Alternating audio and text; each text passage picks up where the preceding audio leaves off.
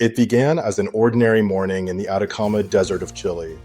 33 miners descended into the San Jose mine as they had hundreds of times before.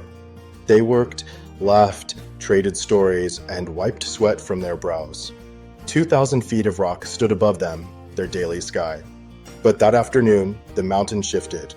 A thunderous crack split the tunnels. A shockwave roared through the mine like thunder and stone. In seconds, the walls folded and ceilings caved. Lights went out. Dust filled their lungs.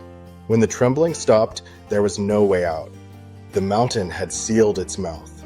They were trapped, 2,000 feet underground. Temperatures rose. Air grew thick. Their headlamps glowed faintly through dust that hung like smoke. Panic came fast, pounding hearts, hands clawing at collapsed stone. But the rock would not move. Their voices echoed, then faded into silence. That first night, they took inventory, a few cans of tuna, some milk, a handful of crackers. They calculated, a spoonful each, 2 meals a day, until help arrived. But no help came. Days passed and no drills were heard. Darkness became their constant companion. Then one man, Mario Sepulveda, took a small Bible from his pocket and said, "We are still alive. That means God has not left us." He gathered the others, and they knelt on the rock floor, some for the first time in years. Their prayers echoed off the cavern walls like candles of sound flickering in the dark. Every morning they prayed. Every evening they sang. Faith replaced panic. They began to organize shifts, leaders to ration food, others to monitor air. They drew lines on the rock to mark each day they survived. At night, when fear crept in, they shared stories of home, wives, children, dreams left above. Each story was a lifeline back to the surface. 17 days passed. By now, their food was gone. Their bodies grew thin, their hope thinner. And then the faint sound of metal on stone. A drill. At first, they thought they imagined it. Then came a vibration through the wall, a knock from the world above. They scrambled for a red marker and wrote on a scrap of paper. Estamos bien en el refugio, los 33.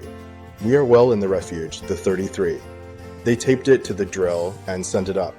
When that note reached daylight, the world exploded in relief. Families cried. News cameras flashed. Nations prayed. The miners' message became a symbol of hope for millions. Above ground, engineers from across the globe united NASA, Chilean forces, private companies, all building the capsule that would bring them home. They called it Phoenix, after the bird that rises from ashes.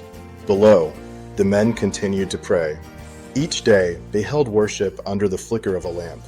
They asked forgiveness. They shared faith. They encouraged one another. They even organized a small underground chapel, carving a cross into the stone. In their darkest place, light began to dwell. As the drilling reached closer, the sound above became a hymn. They heard it in their sleep, hope hammering through stone. Then, on the 69th day, a voice shouted through the tunnel, "Prepare the capsule." One by one, they hugged, wept, and prayed.